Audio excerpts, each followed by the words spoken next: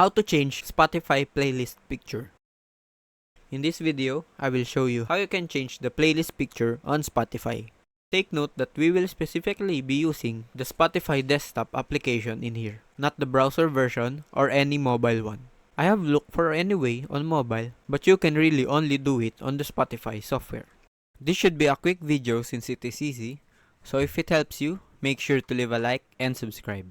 And if you have any questions or suggestions, leave a comment down below. So let's jump straight into the video. So in the Spotify, go to the playlist that you want to change the picture of, and you simply just click on the image of the playlist here.